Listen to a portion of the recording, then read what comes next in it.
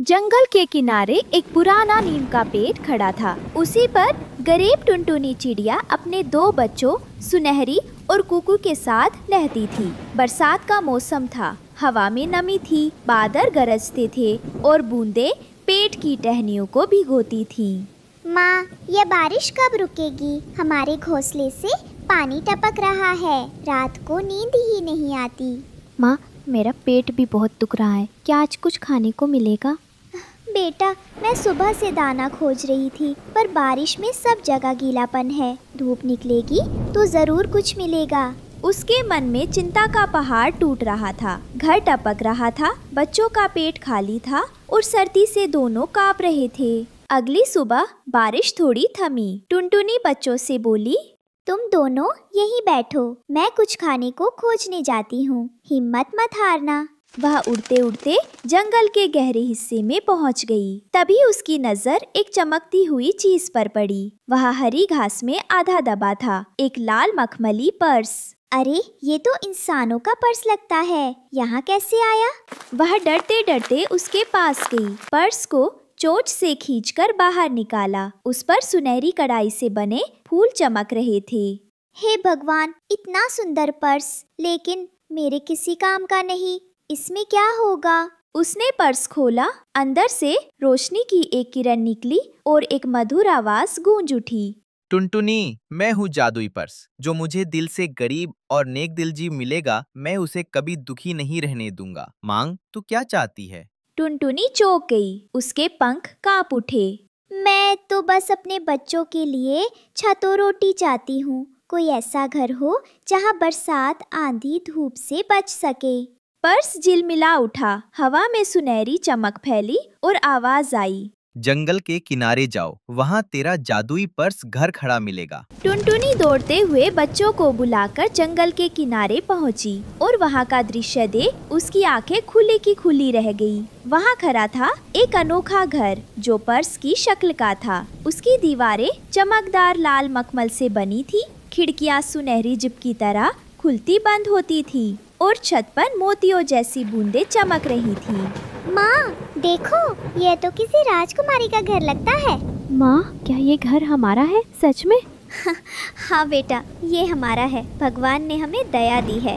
वे तीनों अंदर गए। अंदर मुलायम गद्देदार जगह थी, खाने के लिए दाने रखे थे और एक कोना छोटा रसोई घर था। अगले दिन पूरे जंगल में यह खबर फैल गई कि टुनटुनी चिड़िया को जादुई पर्स घर मिला है। सब चिड़िया, तोते, कबूतर देखने आ पहुँचे। अरे टुनटुनी, ये घर कहाँ से आया? इतना सुंदर तो हमने कभी नहीं देखा।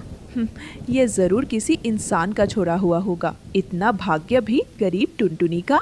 चुप रह गोरी। टुनटुनी मेहनती और नेक दिल है, तभी उसे ये वरदान मिला। टुनटुनी सबको मुस्कुराकर अंदर बुलाती और कहती, दोस्तों, ये घर सिर्फ मेरा नहीं, आप सबका है। जब चाहो आओ, बैठो, दाने खाओ। जंगल का सबसे चालाक और लाल की पक्षी कालू कौवा दूर से सब देख रहा था। हाँ, एक गरीब चिड़िया के पास इतना बड़ा जादुई घर, ये तो मुझे मिलना चाहिए। अगर ये घर मेरे पास हो जाए तो मैं पूरे जंगल पर राज करूँगा। वो रात में पर्स घर के पास गया और धीरे से बोला, जादुई पर्स, सुनो, मैं कालू कौवा हूँ, मुझे ये घर दे दो। मैं टुनटुनी से ज्यादा ताकतवर हूँ। पर पर्स से वही आवाज आई, मैं सिर्फ नेक दिल और दयालु जीवों का हूँ, लोभियों का नहीं। कालू कौवा गुस्से से कांप उठा। ठीक है, अगर प्यार से नहीं मिलेगा तो चाल से लूंगा। देखते हैं टुनटुनी कब तक इसे बचाती है। अगले दिन कालू कौवा कुछ और कौवों को बुलाकर बोला, दोस्तों, हमें ये घर चाहिए। आज रात हम सब मिलकर पर्स को उठा ले जाएंगे और दूर नदी के पार रख देंगे। फिर टुनटुनी हाथ मलती रह जाएगी। रात हुई, सब कौवे चुपचाप आए और पर्स घर को चोंच से खींचने लगे। पर जैसे ही उन्होंने खींचा, पर्स घर से तेज रोशनी निकली और जोरदार आवाज गूंजी, चोर और लोभी, दूर हो जाओ, अन्यथा तुम्हें सजा मिलेगी। अचानक आंधी चली, कौवे हवा में उलट पुलट होकर दूर जा गिरे। कालू कौवा घायल हो गया और चिल्लाने लगा। सुबह जब सब पक्षियों को यह खबर मिली तो वे टुनटुनी के पास पहुँचे। बहन, हमने सुना कि कालू कौवा चोरी करने आया था, तुम डरी तो नहीं? नहीं बहन, जादुई पर्स ने हमें बचा लिया पर देखो, लालच और बुरी नीयत हमेशा बुरा फल देती है। माँ, तो क्या ये घर हमेशा हमारा रहेगा?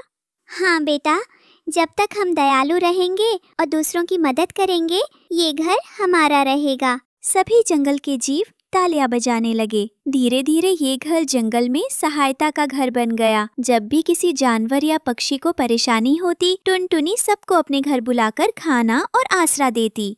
माँ, हमारे घर में सब आते हैं, कभी दाने खत्म हो जाए तो? जब तक दिल में करुणा है, तुम्हारे घर में कभी कमी नहीं होगी। और सचमुच हर दिन घर में दाने अपने आप भर जाते, छतरी जैसी खिड़कियां खुल जाती और रोशनी चारों तरफ फैल जाती। बरसात खत्म हुई, जंगल फिर से हरा भरा हो गया। अब टुनटुनी का जीवन बदल चुका था। दोस्तों, मैंने सीखा है कि सच्ची दौलत सोना चांदी नहीं, बल्कि नेकी और दयालुता है। यही जादू है जो जीवन बदल देता है। सभी पक्षी और जानवर तालियां बजाने लगे। कालू कौवा भी लंगड़ाता हुआ आया और सिर झुकाकर बोला, माफ कर दो टुनटुनी, मैं लालची था, पर अब समझ गया हूँ। मुझे भी अपने घर आने दोगी? हाँ कालू, ये घर सबका है, जो सुधार ले उसका स्वागत है। और यूं जंगल में वो जादुई पर्स घर सिर्फ टुनटुनी का ही नहीं, बल्कि पूरे जंगल का सहारा बन गया। एक छोटे से जंगल में हरे भरे पेड़ों, खुशहाल पक्षियों के बीच टुनटुनी चिड़िया का एक प्यारा सा खेत था। वो दिन रात अपनी मेहनत में लगी रहती थी और अपने छोटे से खेत में बीज बोकर उन्हें सींचने की कोशिश करती। उसका सपना था कि इस बार उसका खेत बहुत अच्छे से बढ़े और वो खुश होकर अपने दोस्तों को अनाज दे सके। टुनटुनी अपने खेत में काम करते हुए कहती है, अच्छा, आज बहुत मेहनत करनी पड़ेगी। ये छोटे छोटे बीजों को अच्छे से बो दूं, ताकि ये बड़े होकर मुझे ताजगी और भरपूर फसल दे सके। टुनटुनी चिड़िया का चेहरा खुशी से चमक रहा था। वो जानती थी कि उसकी मेहनत का फल मीठा होगा, लेकिन वो ये नहीं जानती थी कि किस तरह एक बड़ा तूफान उसकी सारी मेहनत को बर्बाद कर देगा। टुनटुनी बीजों को बोते हुए सोच रही थी, ये बीज बहुत खास है। इस बार का मौसम भी अच्छा है, खेत में पानी भी ठीक से मिल रहा है और सूरज की किरणें भी नरम है। बस अब तो मुझे उम्मीद है कि पौधे जल्दी ही बढ़ेंगे। खेत में धीरे धीरे हरियाली आने लगी। टुनटुनी ने खुद को पूरी तरह से अपने खेत की देखभाल में लगा दिया। दिन भर खेत में काम करना, बीजों को सींचना और हवा में गाने गाना, इनमें उसे अपार खुशी मिलती थी। प्यारे से बीज बोए थे, अब हरियाली छाने लगी है। पानी से सींचा मैंने, सूरज भी मुस्कुराने लगा है।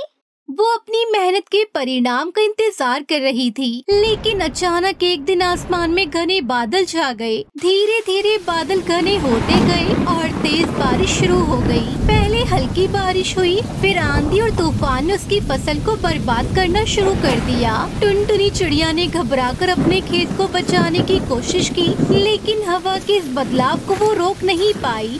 हे भगवान, ये क्या हो रहा है? मेरा खेत तो पूरा बहने लगा। ये पानी कितनी जल्दी बढ़ रहा है, अब मेरा क्या होगा? वो खेत से भागते हुए अपने छोटे से घोंसले में जा पहुंची, लेकिन उसका दिल बहुत भारी था। उसकी मेहनत बेकार हो गई थी। आंधी और बारिश की वजह से उसके सारे पौधे उखड़ चुके थे और खेत में कीचड़ भर गया था। मुझे तो कभी नहीं पता था कि इतना बड़ा तूफान आ जाएगा। मैंने तो पूरी उम्मीद के साथ मेहनत की थी, लेकिन अब सब कुछ खत्म हो गया। कौन मेरी मदद करेगा? वो आंसुओं के साथ कहती चली गई। मेरे खेत की मेहनत, अब कुछ भी नहीं बचा। क्या मैं फिर से शुरू कर पाऊंगी? तभी एक हल्की सी आवाज सुनाई दी। टुनटुनी चिड़िया ने गौर से सुना और ऊपर आकाश की ओर देखा। बादल मंडरा रहे थे। एक बादल धीरे धीरे उसके पास आकर बोला, टुनटुनी, मुझे तुम्हारी आवाज सुनाई दी। तुम परेशान मत हो, मैं तुम्हारी मदद करने आया हूँ। तुम तो बादल हो, तुम मेरी मदद कैसे कर सकते हो? मैं तो पूरी तरह से हार चुकी हूँ। मेरा सब कुछ बह गया। मेरे खेत में एक भी पौधा नहीं बचा है। तुम्हारी मेहनत मैंने देखी है। यह तूफान और बारिश एक प्राकृतिक घटना है, लेकिन तुम्हारी मेहनत की कीमत बहुत बड़ी है। मैं तुम्हारी मदद कर सकता हूँ। लेकिन अब क्या होगा? मुझे तो समझ में ही नहीं आ रहा। क्या मैं फिर से कुछ कर पाऊंगी? क्या मेरी मेहनत कभी रंग लाएगी? बादल ने टुनटुनी की आंखों में आंसू देखे और उसने शांत करते हुए कहा, तुम्हारी मेहनत की कद्र की जानी चाहिए, इसीलिए मैं तुम्हें कुछ जादुई बीज दूंगा जो तुम्हारे खेत को फिर से हरा भरा और समृद्ध बना देंगे। क्या सचमुच आप मुझे जादुई बीज देंगे? क्या ये सच है? हाँ सच में, यह बीज तुम्हारे खेत में लगने पर सोने के दाने उगाएंगे। इन बीजों को तुम ठीक से लगाना और देखना तुम्हारा खेत फिर से सुंदर और फलदायक होगा। बादल ने अपनी छाव में टुनटुनी को कुछ चमकते हुए बीज दिए। ये बीज बिल्कुल सोने जैसे चमक रहे थे। टुनटुनी चिड़िया ने उन बीजों को देखकर कहा, ये क्या है? ये तो बहुत खास बीज है। ये सच में सोने जैसे चमकते हैं। क्या इन्हें लगाने से मेरा खेत फिर से हरा भरा हो जाएगा? हाँ, इन बीजों को तुम अपने खेत में लगाओ और देखो सब कुछ कैसे बदलता है। टुनटुनी चिड़िया ने जादुई बीजों को अपने खेत में सावधानी से बो दिया। जैसे ही उसने बीज बोए, कुछ ही दिनों में चमत्कार होने लगा। बीजों ने अपना रंग बदला और झूमते हुए पौधे उगने लगे। पौधों पर सोने जैसे दाने चमकने लगे। टुनटुनी चिड़िया ने देखा कि उसके खेत में सोने के दाने झिलमिला रहे थे। अब उसे अपने खेत के साथ साथ जंगल में सभी जानवरों और पक्षियों को भी खुशहाल देखना था। ये क्या हुआ? ये सचमुच चमत्कार है। मेरे खेत में सोने के दाने उग गए हैं। मुझे तो अपनी आंखों पर विश्वास नहीं हो रहा। ये सब कैसे हो गया? हाँ, ये सब बादल की वजह से हो पाया है। अगर तुम मेरी मदद नहीं करते तो मैं क्या करती? टुनटुनी खुशी से झूम उठी। उसने अपनी मेहनत से जो कुछ भी किया था, अब वो सब उसके सामने था। बादल फिर से आकर बोला, तुमने अपना काम ईमानदारी से किया और मैं जानता था कि तुम एक दिन सफल होगी। अब तुम खुशी से रह सकती हो। आपका बहुत बहुत धन्यवाद बादल जी। आपने मेरी मदद की और मुझे जादुई बीज दिए। अब मैं अपने खेत में सोने जैसे अनाज उगाकर जंगल के सभी पक्षियों की मदद करूंगी।